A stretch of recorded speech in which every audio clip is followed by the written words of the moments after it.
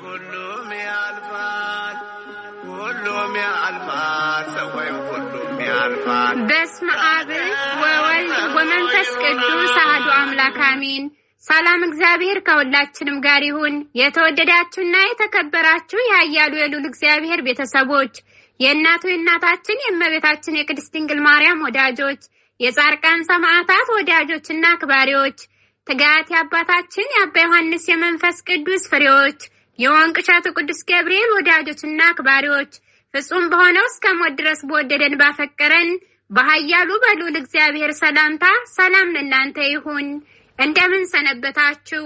ይህ በኢትዮጵያ ኦርቶዶክስ ተዋሕዶ ሃይማኖታችን አምድ መሰረት በትጋት የአባ ዮሐንስ የመንፈስ ቅዱስ ፍሬዎች የወንቅ እሸት ማህበር በ2018 ዓመተ ምህረት በኪነ ጥበብ አምድ ክፍል እየተዘጋጀ ወደ እናንተ የሚቀርብላችሁ ሳምንታዊ መንፈሳዊ የድራማ መርሃ ግብራችን ነው። ርዕስ ወይ ስምንተኛው ሺህ ክፍል 39 እነሆ። አዘጋጅ ወንድማችን ደርቤ ወልደ ጊዮርጊስ። ተዋንያን ፈለቀ እንደ መንገደኛው፣ መልካሙ እንደ ማህደር አባ ሞገስ፣ ትዕግስት እንደ እናጣይቱ፣ ሕይወት እንደ ሂሩት፣ መሰረት እንደ ትዕግስት፣ ሸዋድክሽ እንደ ማህደር ናቸው። መንፈሳዊ ድራማ ርዕስ ወይ ስምንተኛው ሺህ ክፍል 39 እነሆ። ውድና የተከበራችሁ አድማጮቻችን እስከ ፕሮግራሙ ፍጻሜ ድረስ ተከታተሉን ዘንድ በኃያሉ በልዑል እግዚአብሔር ስም በትህትና እንጠይቃለን። ሁሉም ያልፋል ሰውዬ ሁሉም ያልፋል ሁሉም ያልፋል ሰውዬ ሁሉም ያልፋል ጻድቅ ጸንቶ ይኖራል።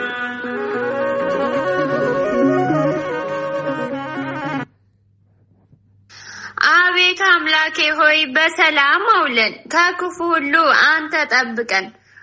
ዛሬ ደግሞ ቀኑ ይጨንቃል። እስኪ ከሄሩቴ ልደውል።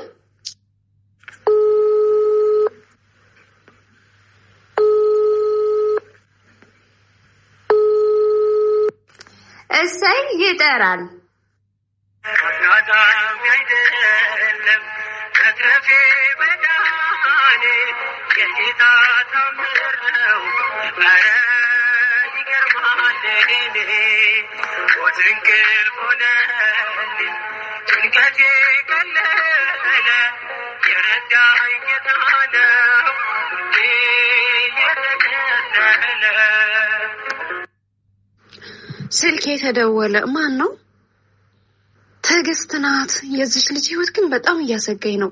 የማህደር መከራ ሳያበቃ ደግሞ ሌላ ጭንቀት። አቤቱ ጌታ ሆይ የጓደኞችን ስቃይ አታሳየኝ። ላንሳው እስኪ። ሄሎ፣ ሰላም ነው ትይዬ? እንዴት ነሽ?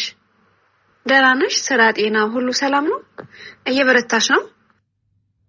እግዚአብሔር ይመስገን ደህና ነኝ ሂሩትዬ። ውይ የስራውን ነገር ተይው፣ አይወራ። ነፍሴን ሊያወጡት ነው። ሁሉን በሚችል በእግዚአብሔር ሁሉም ያልፋል። እበረታለሁ። የማህደር ነገር ምን ላይ ደረሰች? ከፊቷ አትሻልም? ማለቴ ልቦናዋ መለስ አላለም? የእሷ ነገር ይጨንቃል። ምን አለ ስንነግራት ሰምታን ቢሆን። አይዞሽ የኔ ውድ፣ የስራ መብዛትማ በሁላችንም ነው እኮ። ነገር ግን ሁሉም ያልፋልሽ። በርቺ። ሳስበው ይገርመኛል ብታይ። ድክም ይለኝና ትጋት ማህበር ገብቼ የእግዚአብሔርን ቃል ስሰማ ሁሉም ነገር ቅልል ይለኛል። ትጋት የኔ ብርታት። ትጋት ማህበር የስንት ሰው መጽናኛ ነው። ነገር ግን ይህን ማህበር ስንቶች አስተውለውታል? ትጋት ማህበር ባይኖር ስንቶቻችን በስደት ያልተገባ ነገር በሰራን ነበር። በአባታችን በበረሃው መናኝ በአባ ዮሐንስ ላይ አድሮ እግዚአብሔር ትጋትን መሰረተልን። እውነት ስላደረገልን ሁሉ ስለማይነገር ስጦታው እግዚአብሔር ይመስገን። ሌላ ምን እንላለን? እውነት ነው እህቴ። የትጋት ማህበር በሰው ልጅ አይምሮ ሊመረመር አይችልም። እኛ ካወቅንበት አደራችንን ከጠበቅን በሰማይ በምድር የበረከት ሰዎች እንሆናለን። በአንዳንዶች ሞኝነት ትጋት ዋዛ ይመስላቸዋል። ነገር ግን የመንፈስ ቅዱስ ማህበር ነው። ለዚህም ምስክር ነን። የተጨነቁት ሲረጋጉ፣ በረከት ያጡ በበረከት ሲትረፈረፉ፣ የታመሙት ሲፈወሱ አይተናል። ስለዚህ ትጋት ማህበርን ማቃለል በእሳት ላይ ጨዋታ ነው። እውነት ነው። ለዚህ ሁሉ ለመዳናችን ምክንያት አባታችን ናቸው። አባታችን የኛ መጽናኛ የኛ የመዳናችን ምክንያት እግዚአብሔር አምላክ ዘላለም ያኑርልን፣ በእውነት ይጠብቅልን፣ በሰላም ወደ ባታቸው መልሶ በአውደ ምሕረቱ ያቆምልን። አሜን። ጠላታቸውን ከምድረ ገጽ ያጥፋልን። እኔ ምልሽ ትጅዬ ያን ያልሺ ነገር ከምን ደረሰ? ማለቴ ቦታ ተገዝቶልኝ ምናምን ያልሺ ነገር እውነት ሆነ አይደል? ትክክል ነሽ እህቴ። አባታችንን ባሉበት ሰላማቸውን ያብዛልን። አሜን። ሂሩትዬ ከቦታው አልፎ ዛሬ ላይ ቤት ተሰርቶልኛል። ደስ ይበልሽ ውዷ ጓደኛዬ። በእውነት እንደኔ ደስተኛና እንደኔ እድለኛ የለም። አሁን በቃ በተስፋ ነው የምኖረው ደስ እያለኝ። አሁን ደግሞ የማገኛትን ደሞዜን እያጠራቀምኩ ነው። ልልክ ነው። በአጭር ጊዜ ውስጥ ይፈጸምልሻል ብሎኛል ወንድሜ። ቲጂዬ እውነት ከሆነ ደስ ይለኛል። ነገር ግን አባትሽንና እናትሽን ለምን አትጠይቂያቸውም? እውነት መሆኑን ከነሱ የተሰወረው ነገር ነው ግራ ይገባኝ። በነገራችን ላይ ይህን ስልሽ ለሌላ ነገር አይደለም እሺ። በኋላ እንባሽን ስቃይሽን ማየት ስለማልፈልግ ነው።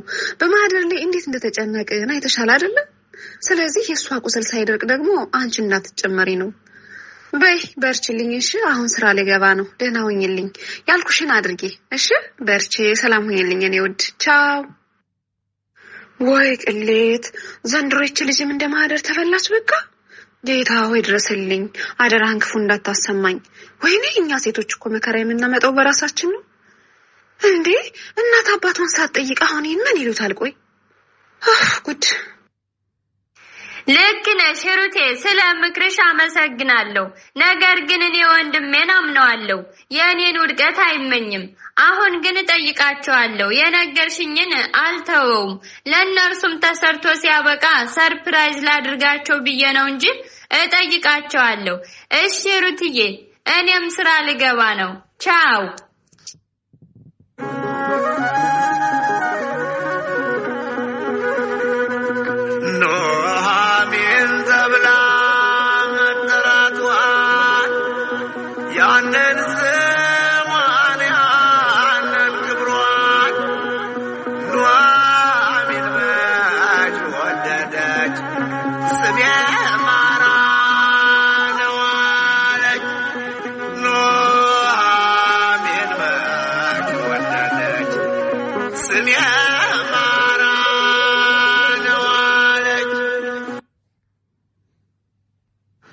የኛ ቤት ጭንቀት ቀጡን አጣሁንስ። አይ ልጄ መጣሽልኝ ስል ደግሞ ጠፋሽ። እኔ ልሰቃይልሽ፣ እኔ ልጨነቅልሽ። የሰው አውሬ ልጄን አሰቃያል። በውሸት ባታልላት ይህ ሁሉ መች ይሆን ነበር? ከዚሁ ቤቴ ብትሆኝ ከጎንሽ ሆኜ አጽናናሽ ነበር። ዛሬ የታገኝሻለሁ በሰው ሀገር። አይኔ ልጅ እኔን እግዚአብሔር ፍርዱ ይስጥ እንጂ ወይ አፈር በሆንኩት። የማህደር አባት ምን ነው ደግሞ ምን ሰማህ? የኛ ቤት ጉድ ማለቂያ የለውም መቼም። አይኔ ዘንድሮ ደግሞ ምን ሰማችሁ? እኔ ሳልሰማ በሉ ንገሩኝ እንጂ ምንድነው ነገሩ? አይ ምንም አልሰማውም። አትጨነቂ። እንደው የናፍቆት መድኃኒቱ ምንድነው? ማህደር ልጃችን ደግሞ ጠፋች እኮ። ወዴት ሂጄ ልፈልጋት? እንደው ወዴት ሄደን እንፈልጋት? ወደ ማንስ ይኬዳል? ኧረ ተው መድኃኒዓለም ተው። ኧረ ተው ተለመነን። ኧረ ተው ተለመነን። ተስፋ አድርገን ደስ ብሎን ሳንጨርስ ደግሞ ጠፋችብን። አይድ ቢዝልዛለሁ። እድሜ ዘልዛለሁ ይህን መከራ ባያሳየኝስ ደከመኝ ሞታለሁ አልኖርም እያለች ነበር። ምን ብላብኝ ይሆን? ተው እንጂ የማህደር አባት ምን ሰሙ ብዬ ደነገጥኩኝ እኮ። አሁንማ የምን ለቅሶ ነው? ምስጋናና ቅርብ እንጂ ለመድኃኔዓለም አነጋግራን የለም ልጃችን ማህደር። አሁንማ ተጸጽታ እናቴ አባቴ ስትል ሲያምርባት። እሷም እኮ ወድ አይደለም ጠፍታ የኖረችው ክፉ ቀን ገጥሟት እንጂ። ስለዚህ ዛሬ ላይ የምናለቅስበት ቀን አይደለም። ይሄን ላሰማን እግዚአብሔርን እናመስግን እንጂ። በሉ እንጽናና የማህደር አባት። አዎ ልክ ነሽ። እንደው ስትጠፋ ጊዜ ጨንቆኝ ነው እንጂ አባቴ ስትል ባለፈው ሰውነት ይርግፍ አይደል ያለው። በመልካም ስብዕና ያደገች እንኳን ለኛ ለጎረቤት ምቹ አይደለች። እሺ ደግ እኔስ አላለቅስም። እግዚአብሔር ይባርክሽ የማህደር እናት፣ አጽናናሽኝ። ጨንቆኝ ነበረ። ደግሞ በይበልጥ ደውላ ሰላም እንደምትለን ተስፋ አለኝ። የፈጠርከኝ ስላሴ ፈጣሪ ልጄን አደራ እኔንም በስተርጅናዬ ወደ ፈተና አትጣለኝ አደራህን አምላኬ። አዎ እንዲህ ነው የሚባለው። ሰሞኑን ትደውልልናለች አልመቻት ብሎ ነው። ተጸጽታለች። ውስጥ የደስታ እየተሰማኝ ነው። ልጃችን ማህደር ወደ ቀድሞ ህይወቷ ተመለሳለች። ለምኜዋለሁ ቅዱስ ሚካኤልን። አይዞት የማህደር አባት አታስብ። ልጅ ሆኖ የማያጠፋ የማይሳሳት የለም። እኛም ደግሞ ባዘንባት ፋንታ አሁን ይቅርታ እናደርግላት። ሌላው ሁሉም ይስተካከላል። በእርግጥ አዝኜባት ነበር ልጄን። አሁን ግን ይኸው ካንቺ ፊት ድፍት ብዬ ይቅርታ አድርጌላታለሁ። እንደው ነው እንጂ በልጄ የሚጨክል ልብ የታግኝቼ። ማህደር ሰው ትሆንልኝ እንጂ ስለትም አለብኝ አደርሳለሁ። አረሳም። ለመድኃኔዓለም አልቅሼበታለሁ፣ ነግሬዋለሁ። እርሱ ምህረቱ ብዙ ነው፣ አይተወኝም። የልጄን ማንነት ይቀይረዋል። አደራህን የፈጠርከኝ ጌታ የልጄን ነገር የማህደርን ነገር ለአንተ ሰጥቻለሁ። አደራህን እንግዲህ የሰማዩ ጌታ። እንግዲህ ይበቃኛል። ማልቀስም ትርፉ በሽታ ነው። አሁን ሰላም ወዴት እንዳለ ልፈልግ። እግዚአብሔርን የበደልኩት። ስለዚህ እንዴት ይቅርታ እንደምለው ልጠይቅ። ሐዘኔ፣ ብሶቴ፣ መንከራተቴ ይበቃኛል።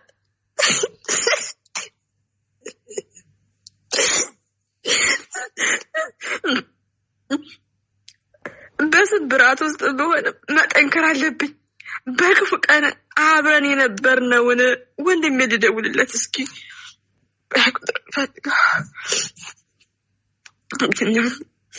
ይጠራል።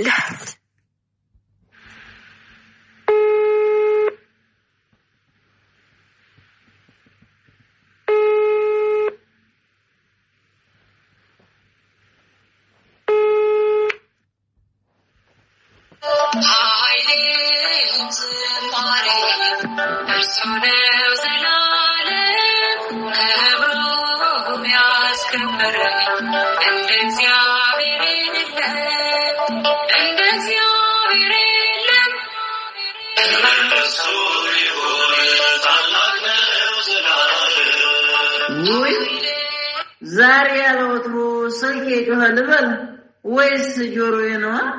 አረ ስልኬ ነው መሰል። አዎ ልክ ነኝ፣ አልተሳሳትኩም። እንዴ የማህደር ስልክ ነው።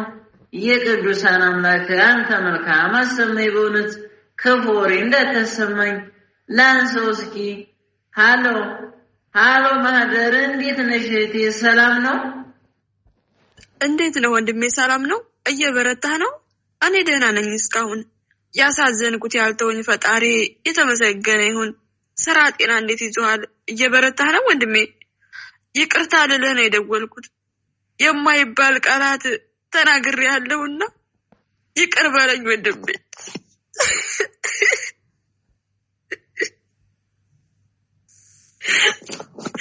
የማይባል ቃል ተናግሬ አስከፍቻችኋለሁና ይቅር በለኝ እባክህ።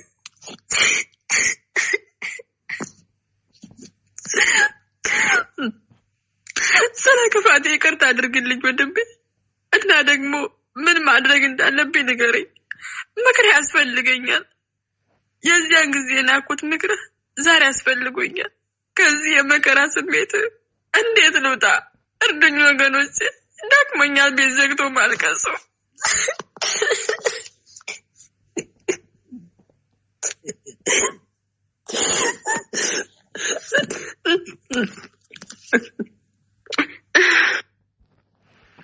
ኧረ እኔ ምንም አልተቀየምኩሽም ማህደር የኔ እህት። እንኳንም አንቺ የይቅርታ ልብ ኖረሽ እንጂ የኔ ቀላል ነው። ደግሞ አታልቀሽ እሺ። አሁን ጸጥ ብለሽ ከልብ ሆነሽ አዳምጪኝ። ለቅሶውን አቁሚ ይበቃል። መሐሪ ሩህሩህ አዛኝ አምላክ ነው ያለን። እንደ በደላችን ሳይፈርድብን ቶሎ ብሎ ሳይቆጣን ታጋሽ ሁሉን ቻይ አምላክ ነው ያዝነው። ላንቺ አሁን ንስሐ ያስፈልግሻል። ተጸጽተሽ ይቅር በለይ በይው። ሐዘንሽን በደስታ ይለውጥልሻል። እግዚአብሔር ለዚህ ነው እናንተ ደካሞች ሸክማችሁ የከበደ ሁሉ ወደ እኔ ኑ እኔም አሳርፋችኋለሁ። የማቴዎስ ወንጌል ምዕራፍ 11 ከቁጥር 28 ላይ።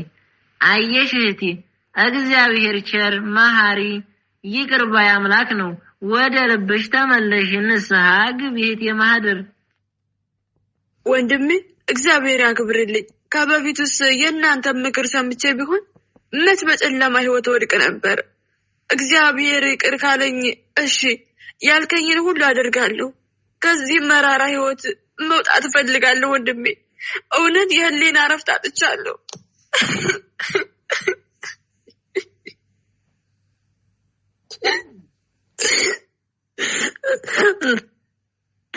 በንስሐ እረፍት ካለ ንስሐ እገባለሁ። ራሴን ላጠፋ ነበር፣ አልተሳካም። ያንን ራሱ ማድረግ የለብኝም ነበር፣ ግን ምን ላድርግ? ከጠዋት ከማታ ሳላስበው ባመንኩት ሰው ልቤ ደግሞ እናትና አባቴን አላውቃችሁም እስከ ማለት እግዚአብሔርንም ክጀው ነበር። ይሄ ሁሉ በደል እንዴት ይሻራል ወንድሜ? እውነትህን ነው። ግን ንስሐ ገብቼ አዲስ ህይወት እኖራለሁ? አይ አይመስለኝም። ከዚህ መከራ ፈጣሪ ያድንሻል ነው የምትለኝ?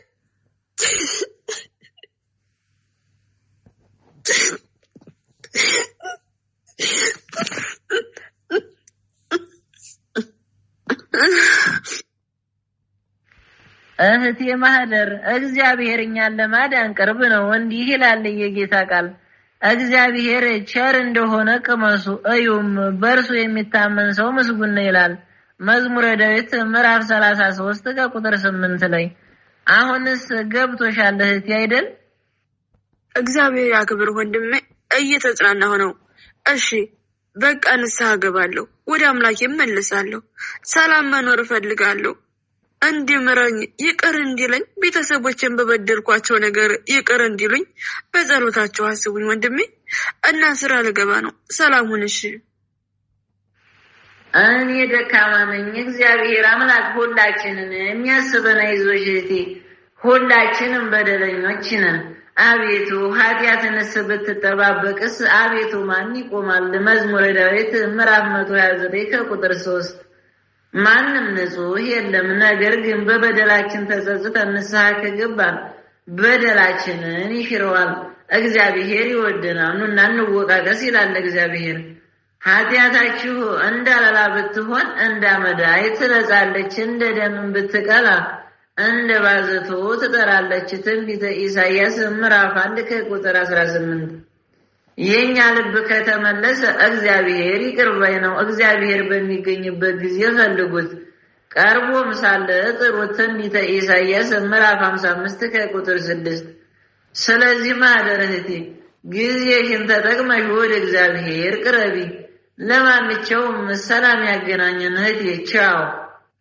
ማህደር ወደ ልቧ ተመለሰች ማለት ነው። እግዚአብሔር ይመስገን። ምን ይሳናል? በእውነት ደስታ ነው ዛሬ ያሰማኝ። ያን ሁሉ ክፉ ቃል ዛሬ የለም። ተመስገን ተመስገን።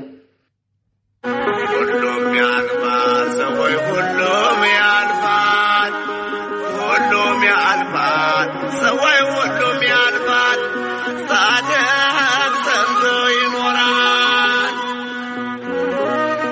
ውድና የተከበራችሁ አድማጮቻችን እንደምን ቆያችሁ? እነሆ ስትከታተሉት የቆያችሁት መንፈሳዊ የድራማ መርሃ ግብራችን ርዕስ ወይ8ኛው ሺህ ክፍል 39 ከዚህ ላይ ተጠናቀቀ።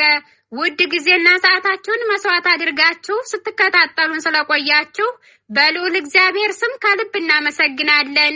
በዕለተ ሐሙስ ሐሳብ አስተያየታችሁ አይለየን እያልን እስከ ሳምንት ቸርን ሰንብት። ወስብሐት ለእግዚአብሔር ወለወላዲቱ ድንግል ወለመስቀሉ ክቡር አሜን። ይቆየን። ባሏ ልጆቿ